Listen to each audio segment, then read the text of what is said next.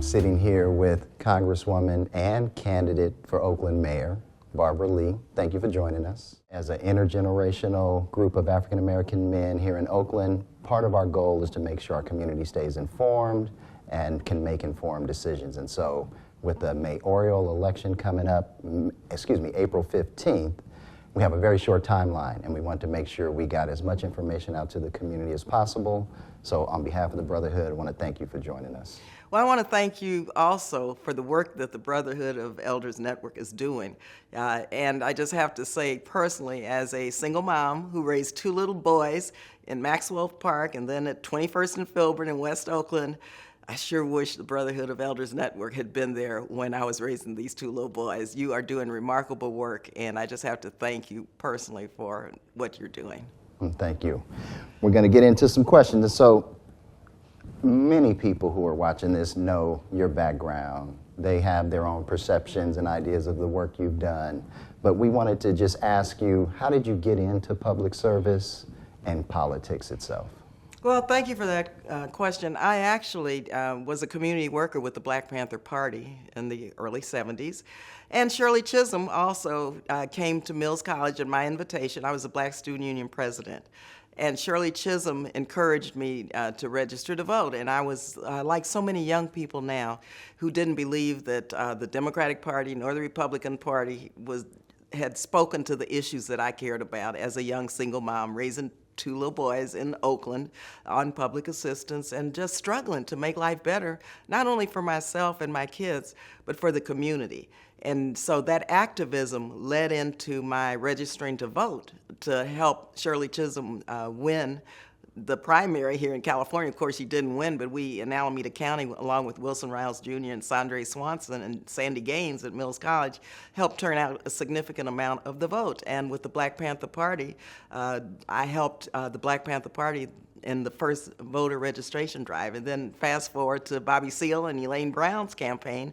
I was Bobby Seale's finance director when he ran for mayor of Oakland, and also was a precinct captain with Elaine Brown, and Elaine ran for city council during that period. So that was my basic entree into politics. It was mainly as an activist wanting to make life better. And then Ron Dellums asked me to be an intern. When I was in graduate school at UC Berkeley, and I went to Washington and was an intern, he asked me to come back and head up his office.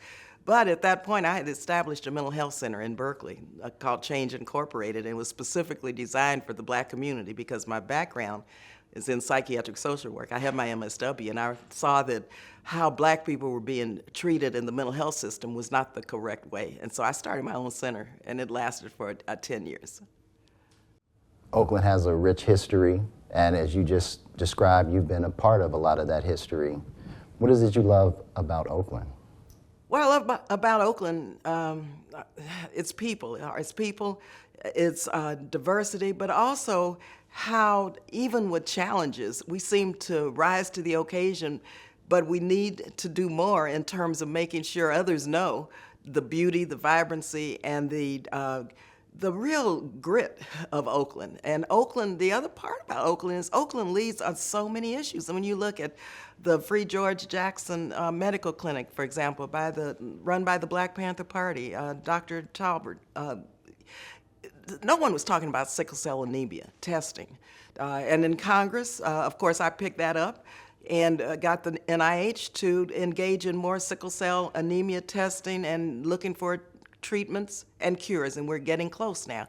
So the Black Panther Party led that effort for Black people and people of color to address sickle cell anemia like no other community has ever done. And I could cite many, many efforts that started here in Oakland that the rest of the country picked up. So we set the example, set the stage, free breakfast programs for children. We have, didn't have many before the Black Panther Party engaged in feeding hungry children. I was down there at St. Augustine's Church helping with the breakfast program. So much, especially with the Black community, has started here in Oakland and has taken off, and we've been the leaders. And so I really am proud of Oakland and its people and its vision and its steadiness and its sticking with it. Yes, we do have a level of stick-to-itness in Oakland.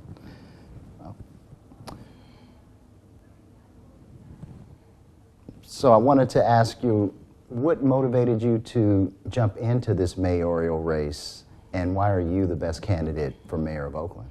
Well, Oakland is at a crossroads right now, and we're in a crisis. And I believe with the years of my experience as a member of Congress and as a state legislator and a business owner, former business owner, I think I have the leadership and the skill set and the ability to, and Oakland is, we're all living in silos right now, and we need to come together to solve problems. And I know I can do that. I've done that. I have a demonstrated history of doing that. And also, as the only black person north of Los Angeles ever for the last 27 years in the California delegation in Congress, and the only black person from Northern California when I was in the California legislature, I can bring people together to champion our issues, and that's something that I think Oakland needs now. The effort to a person who can serve as mayor to bring people together again that normally wouldn't be looking at Oakland or looking at how to solve our problems. I have the experience and the skills and the actual commitment to do that, to solve problems and to make life better. I'm sure you've heard this narrative all the way from Washington. There's been a narrative in the last 5 years or so that crime is going up, that we're a crime-ridden country and a crime-ridden state and city. As we look at the data, we notice that there are crime rates that are going down. And so as you prepare to hopefully be successful in this race and then engage with the budget, how do you see prioritizing the budget around these public safety needs as well as our community needs? Well, every community here in Oakland wants and needs public safety. I haven't heard one council district, one resident say we don't need public safety. Also, people don't feel safe wherever you live, wherever you go, even though the crime rate is beginning to tick down. So a couple of things we need to do. And first, we have to remember that, yes, our budget is in crisis, but 70%, close to 70% of our general fund is police and fire. And we have to insist that we look at how Measure NN is being implemented. And that was passed by the voters in November. And that required us to ensure that there are at least 700 police officers. I think we need more. But also crime prevention through strategies such as Cease Fire, which I've been able to bring federal funds for here in Oakland. And we need to have violence interrupters, young people and people who are trained to stop crimes before they are committed. That's a big piece of why we're seeing a very small tick downward in terms of crime. But we also need to look at how we can identify philanthropic and private resources to continue with macro, even though it's not controversial, but we need mental health intervention, but we need more. We need to strengthen it. And I want to see more police officers policing and not addressing mental health challenges. We need professional mental health workers and outreach workers to be able to do that. Finally, I'll say we need to have a regional public safety strategy. When I was in the legislature, I worked with Tom Bates then for Alameda County to develop a public safety corridor. And I know there are some, I've met with and talked with Senator Jesse Arreguín, who chairs the Public Safety Committee, as well as I know Supervisor Nate Miley had worked with him to begin a framework for a regional public safety corridor. And I think we need to do that, and as mayor of Oakland, I would get that going and make sure that is sustained, because you can't address crime without addressing the region and crime prevention. And that would be a top priority, because economic development, small businesses, citing companies and convincing companies to cite their offices here, all of this is related to public safety. And so we have to see the intersection of public safety and economic development and jobs and a healthy community. And that's how I want to view a strategy for public safety and Measure NN, I'm very proud of the fact that the Chamber of Commerce endorsed me and they helped on Measure NN. So did our labor unions, which have endorsed me, and so did many community activists. And we've got to get to where we can have police accountability and community policing, and really making sure that people feel safe and that the rest of the world knows that Oakland is the place to come. Oakland is a very diverse city. Many of our residents are apprehensive based on some of the climate that's coming out of the national landscape. What's your plan to make sure our communities of color are equitably supported? And that's been my whole life's work as an elected official in terms of equity, especially in black and brown communities, vulnerable communities, deep East Oakland, where in many ways we've been neglected. And so we know that we have now the Trump administration. There's nobody in this race who knows the Trump administration like Barbara Lee. I know them very well.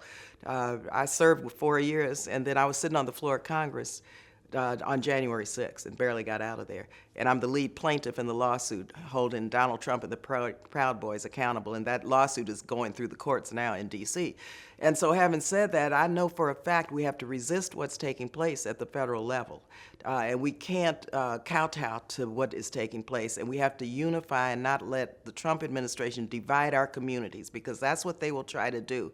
And we have to try to fill in the gaps. They're going to destroy the Department of Education. They've already started HUD. They're going to destroy it. They've gotten rid of, for the most part, diversity, equity, and inclusion, which really are only a way to include people who've been shut out. And so it's going to be a very tough 4 years. But I have a lot of hope in people here in Oakland that we're going to fill the gaps, we're going to circle the wagons, and we're going to not just resist what they're doing, but we're going to help our communities. And that's going to require a mayor who's going to identify public and private partnerships with other groups, such as the University of California.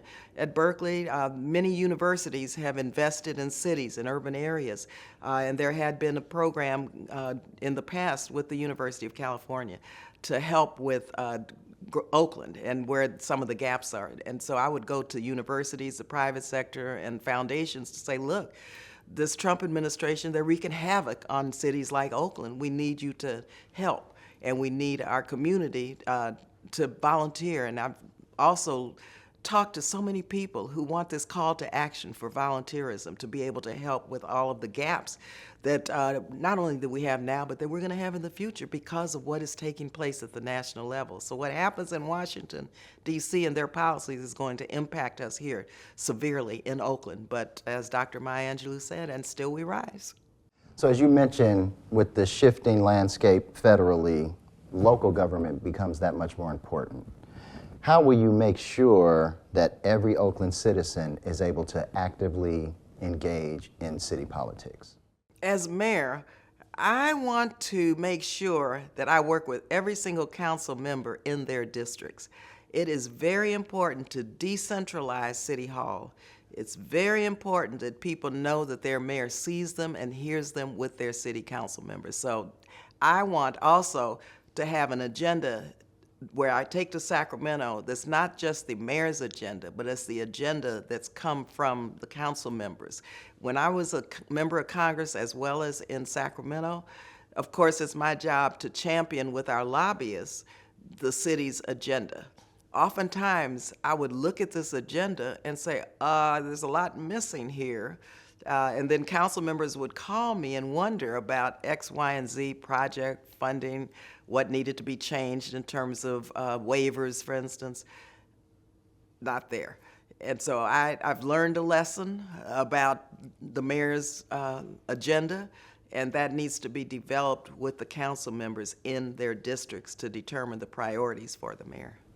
Yeah, and as you mentioned, city council members, every good Oakland mayor has to be able to count to 5, and you need the city council to be able to move any agenda that you think is important for the city. So talk to us about your relationship with the current city council members, and how have you developed relationships with some of the newer council members that have come on recently? Well, I have been endorsed in this campaign by virtually every single council member. And they know me and I know them. And I think it's important to have those relationships. I won't have to try to repair relationships. I know their priorities, and it's exciting, if I were mayor, to be able to work directly with them to try to bring consensus, because every council member in every district have common issues, but also distinct to their districts.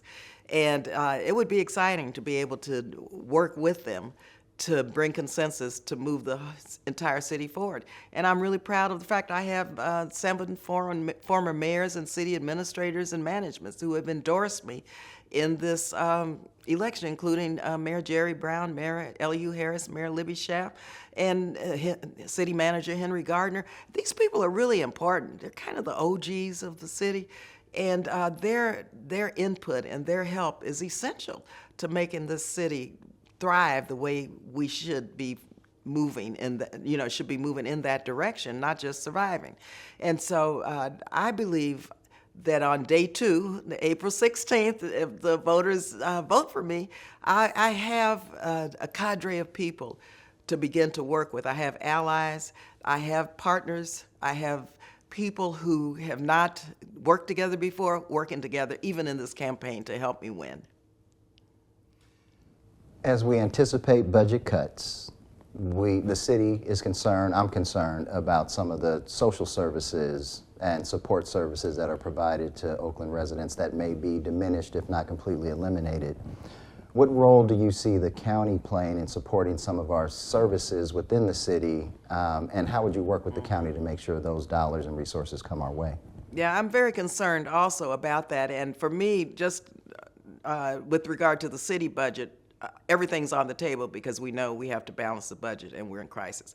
But cutting jobs is the last resort, because cutting jobs means cutting services. We need better city services and we need them stabilized. And so that would be my last strategy in terms of balancing the budget. I think we can raise revenue, and I think we can do more with less. And specifically with the county and with other public entities, I have very good relations and with my allies on the County Board of Supervisors. And I'm going to give you one example. The county gets a lot of money, and oftentimes we don't get our fair share. Oakland doesn't. Measure W was in litigation, and that's an affordable housing measure that ended up in the courts. Well, the county, for the most part, won. Millions will be coming into the county, I know, probably this year. And in fact, they're going to divide it up with the cities within the counties. If I were mayor, one of my first calls would be to Supervisor Nikki Bass and Supervisor Nate Miley and talk to them about Oakland having a seat at the table to get our fair share. And I'm going to demand our fair share of county resources, as well as resources that have been through Measure C for childcare. I mean, Oakland is missing out. And that's because we haven't had the type of collaboration. And I know what that means for the future of Oakland. And I intend to be at the table, whether it's at the state, whether it's federal government, if we have one left, county, East Bay MUD, East Bay Regional Park, school board. I'm gonna make sure that we have that seat at the table. Metropolitan Transportation Commission, we need our fair share of MTC money. Yeah, it's up to the mayor to demand that Oakland is a priority, because we have many of the challenges. The county gets a lot of money, and we deserve to be able to benefit from those resources. It's estimated that the city budget, about $100 million of those dollars are coming from federal sources. How do you see partnering with the federal government to ensure dollars continue to flow into Oakland? And what are some other strategies that you may deploy to counter or to offset some of the dollars that we may lose? Yeah, and thanks for raising that, because you know that $100 million is money I directed to Oakland. And over the last 27 years, there have been billions of dollars. And a lot of people somehow don't connect the federal government with local, but my focus for 27 years plus 7.5 in Sacramento has been how do I get every dime to Oakland to support local efforts. So just for the record, that $100 million was because of Barbara Lee. And so having said that, I know what's at stake, but I also know we're going to have to fill the gap. And I also know that a mistake that was made in the city with regard to the budget was all the millions of dollars I brought in during COVID for Oakland to save lives and livelihoods.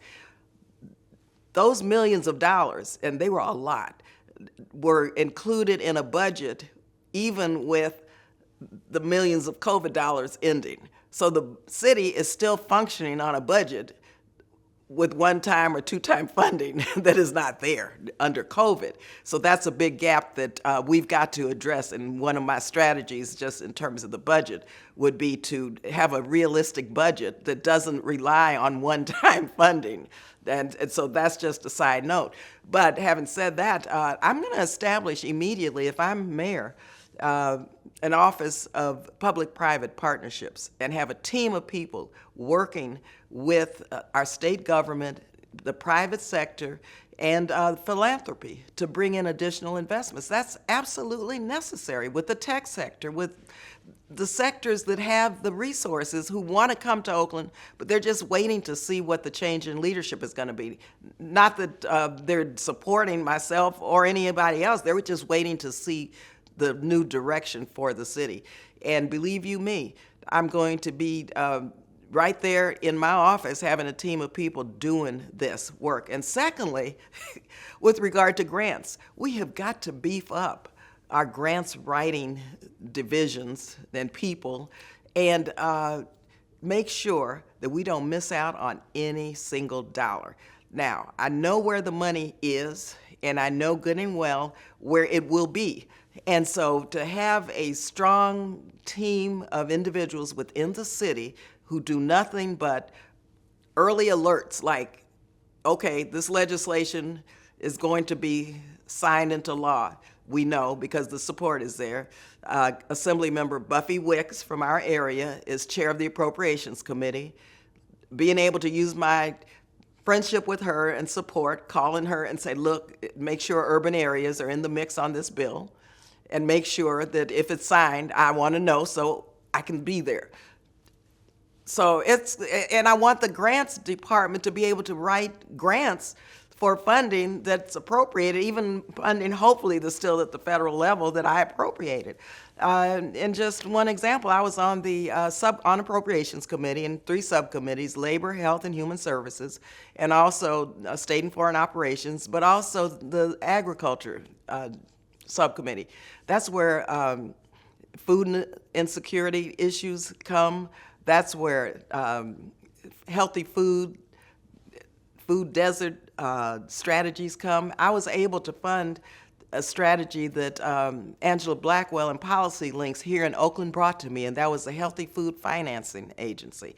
And to bring in, I think I got it maybe to $15 or $20 million. And I would call up to the city and say, hey, I've appropriated this money. Are you going to write a proposal to get some of it? Because we have food deserts here in Oakland. I want to see the money I've appropriated implemented in Oakland, please.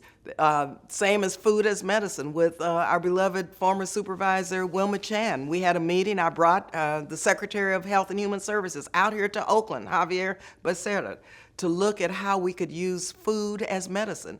I got a pilot project within the Department of Health and Human Services written in a way which we would be eligible for that. Do you think we, please? I'm just sharing with you. I know how this works. And as mayor, I would tighten this up real fast to fill the gaps and to move forward. And if you're successful, you'd have a short timeline, similar to as we talked about the timeline for the campaign. So it's about 18 to 20 months that you would be in office if you're successful on April 15th. And so being able to accomplish all those things in that short amount of time would obviously be challenging. Do you see yourself, if successful for this special election, do you see yourself running for a full term? First of all, I'm a truth teller, and I want to make sure people know that we can't accomplish everything in a short period of time. We have to start somewhere, and we have to have a sustained effort, and we have to do this together. This is going to be putting together a team of talented people in the city to work with neighborhood organizations, council members, public-private partnerships to get this city on track and to really make sure that we steady the ship, as I say. Now, secondly, if in fact I'm doing a good job, I would hope the voters would vote for me. But I really believe in democracy and the power of the people. If people don't think you're doing a good job, they won't vote for you. And so let's see what the people think. I mean, I work hard. I think you know that, day and night. And so I'm going to work hard as mayor if I'm elected. And if I work hard and if they see progress, I would hope they would vote for me again.